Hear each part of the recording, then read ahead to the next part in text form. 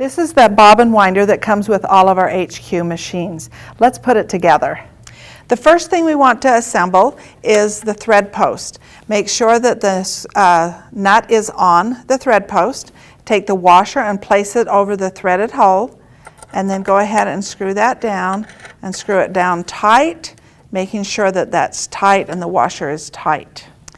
Next is the thread mast. Make sure that you place the thread guide on, that you orient the thread guide so that it swirls down. Then place the nut on, and then take the washer and place it over the screw hole and place that on, and then tighten that, turn it clockwise and tighten that down. I'm going to go ahead and raise that up there so you can see. I'm going to actually screw that all the way up there and keep turning that until that becomes tight. And you may have to adjust that screw because the important thing, or the nut, excuse me, you may have to adjust that nut because the important thing is that this loop needs to be over the top of the thread mass or over the top of the thread pin, and then tighten that up until it's very snug. Next, secure the thread guide using the hex wrench and inserting it into the little hex screw and tighten that up. Now the positioning that you want on that, I'm going to drop that all the way down. You want to position that so that this is to the left of this tension assembly. So not all the way over here, but a little to the left, because your thread needs to come through that, U-shape around, and then go to the bobbin. So we want that just a little bit angled there, not directly over the top of it. So tighten that up, and just like that. Next, plug the DC power cord into the bobbin winder. This is at the back of the bobbin winder, and then take your power cord and plug it in to the DC power. And then from there, you'll plug this into the wall.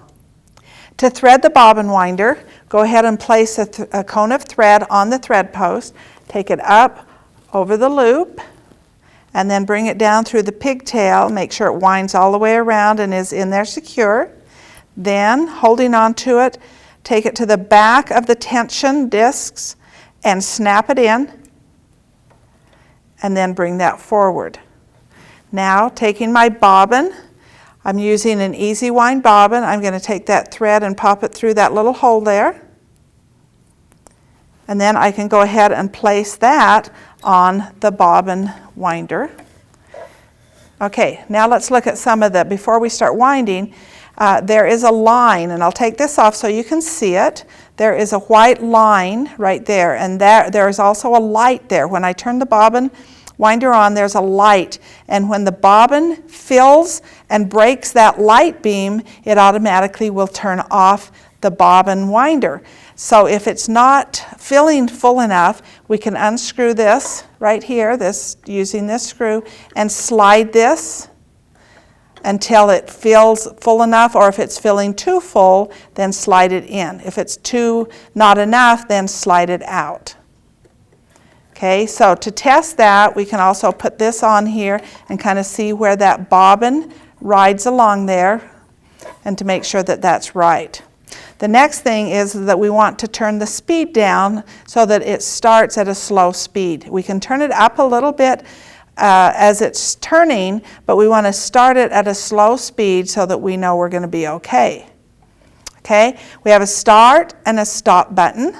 So to start, we'd go ahead and press that, and I'm going to hold on to my bobbin thread. Oh, and by the way, make sure it's plugged in. It will never start if it's not plugged in. Now let's go ahead and press that start button. Slightly hold on to that, and it will start winding, and eventually this will break off.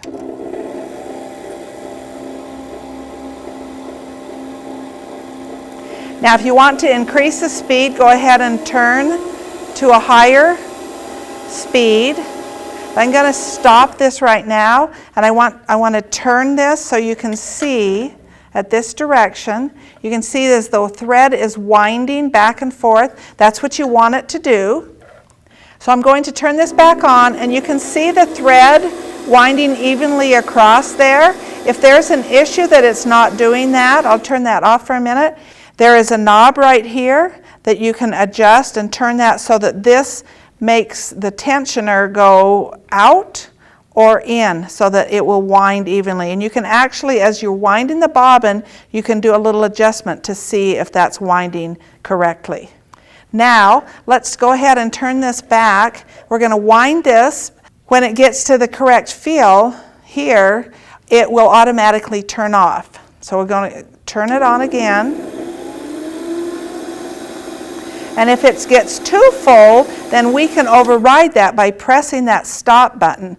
If it doesn't fill enough and it will automatically stop, then we can turn this on and hold it, and it will override the stop and continue winding until we have enough on our bobbin.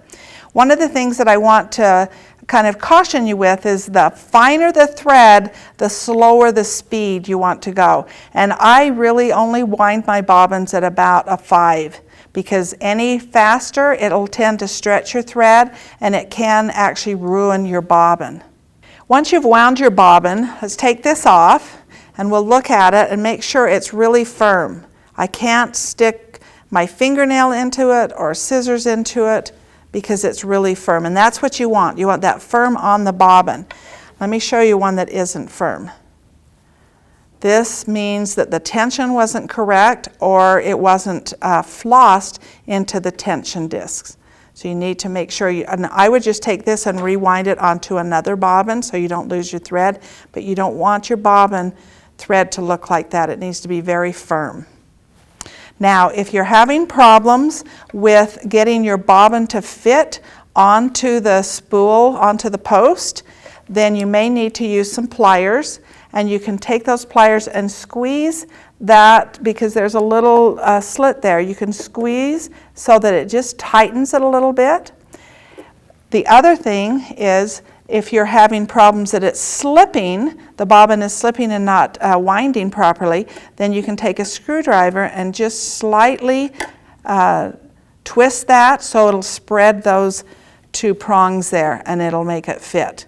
Be very, very careful so that it doesn't break that, but just slightly spread that or squeeze it so that it will fit properly on with your bobbin. To adjust the tension so that you have a nice firm bobbin, you're going to tighten it, you're going to turn it to the right, and to loosen it, you'll turn it to the left. Now, it should come preset when you receive it, but depending on the thread you're using, if you're using a real fine, delicate thread or a monofilament thread, which I don't recommend putting on your bobbin, but you can use that. If you're going to use those threads, you definitely want to loosen it maybe just a little bit so that it doesn't stretch the thread or cause the bobbin to spring out. So loosen it to turn it to the left, and tighten it to the right. We have everything set up. Now it's time to finish the quilt.